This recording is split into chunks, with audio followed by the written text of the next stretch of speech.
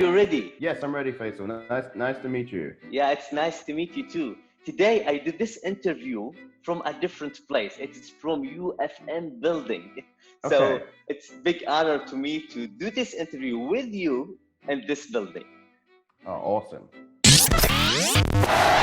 Bronson Reed, the Australian strong style. It is big chance to have you here.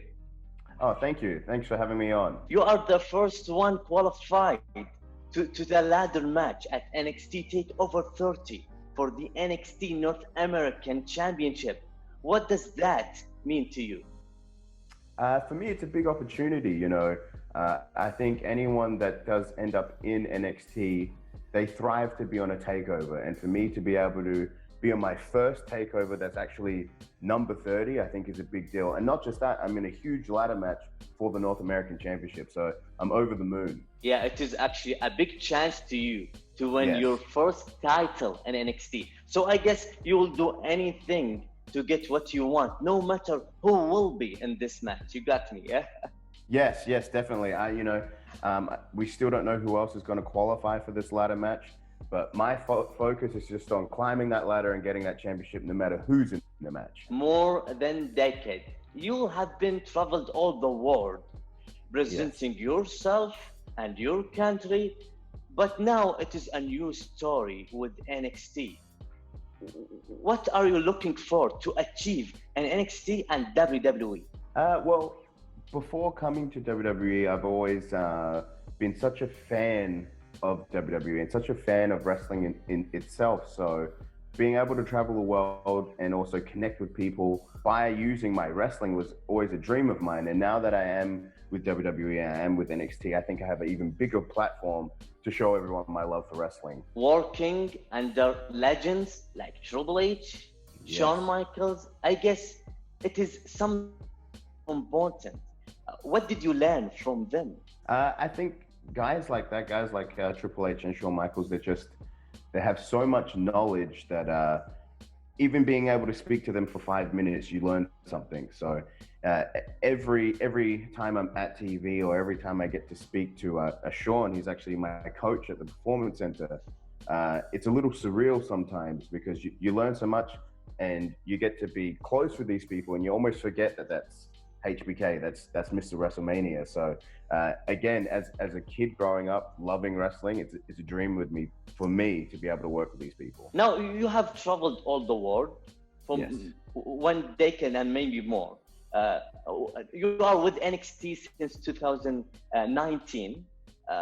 So what is the difference between being a part of NXT and presenting yourself in many countries? I think the main difference is I feel like traveling independently by yourself, it's a lot on your shoulders to try and get noticed. And most people's goals is to actually get to NXT, is to get to WWE. So that whole time that I was traveling the world, that was my goal in mind. You know, I wanted to be good enough to be able to come here and represent my country in WWE.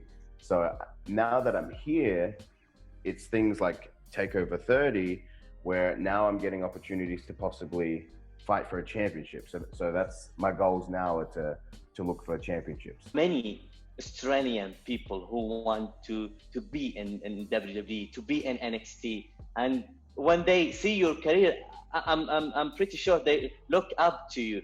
So do you have any message to them? I do. You know, I came from a small town in Australia.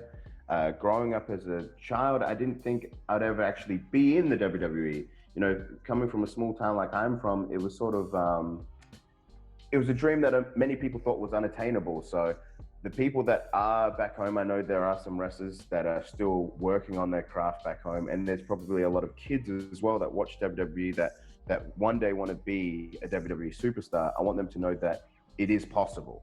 You definitely can become the WWE superstar as long as you keep chasing your dreams. NXT now is a bigger brand, made by people like you, people with passion and desire.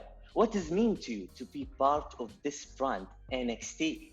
I think NXT is different to the other two brands because of that, because our fans, and not only our fans, but everyone on the roster is so passionate about what they do.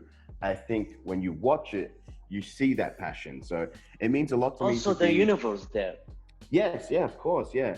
It means a lot to me to be a part of the NXT brand because that's the way that I feel. I'm very passionate about wrestling, and so is NXT.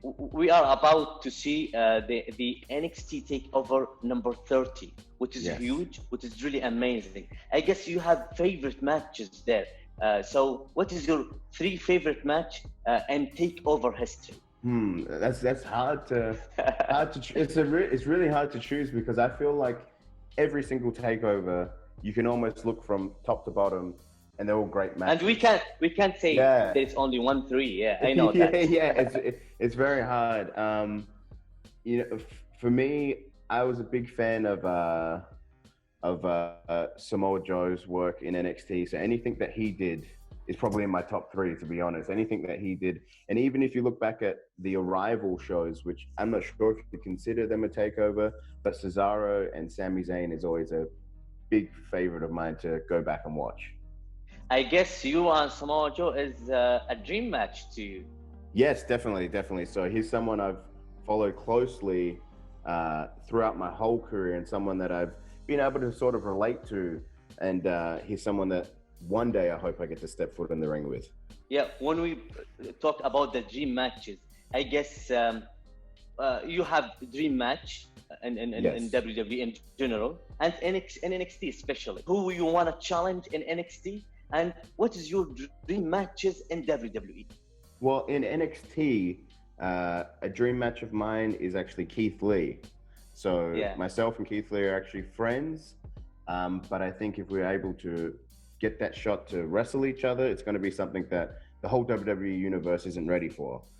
You've seen his matches with Dijakovic, you know, 2 big guys doing things, and it'd be very similar to that. And then as for WWE, Samoa Joe is definitely someone that I want to be able to work with one day.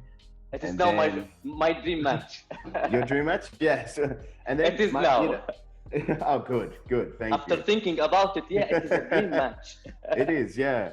I mean, another dream match of mine, which I'm not sure will ever be possible, is actually being able to wrestle Triple H. So that's a big one. Yeah, many people want to face Triple H in NXT. Yes, yeah, I think so. I think if you're on that brand and you see the passion that he brings to the brand, you realize that he's obviously everything you've seen on him of TV at the wrestler that he is amazing. But then even as the person, it makes you want to wrestle with him even more. You are from Australia, and I guess you watch Murphy and the Iconics. Yes. What are they doing now in WWE? Do you have anything you want to say about them? I mean, I always wish them well. I'm always watching closely. Like any of the Australians in WWE, we're all very close, you know, because we do come from a place that we all thought that maybe wouldn't be on the global landscape of wrestling as it is now. So, you know, every week I'm watching Raw to see what those guys are doing, and they're both, you know, the Iconics and Murphy are doing so well. What do you think about Murphy? What he doing now with Seth Rollins? I know it's something different, I guess. You know, he's the disciple. I'm not sure if I agree with the things that he's doing with people's eyes, but I'm probably more on Team Mysterio. I can't watch that. I love Rey Mysterio. I can't watch that. No, me either. I'm a big fan of Rey Mysterio as well, and I'm really looking forward to seeing what Dominic can do in the ring as well.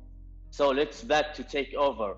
Do you have any message to that challenger, the other challengers on the ladder match for the North American Championship? Yes, I do. You know, as you've said, I've traveled the world for over a decade to be able to get here. So there's nothing and no one that's going to stand in my way.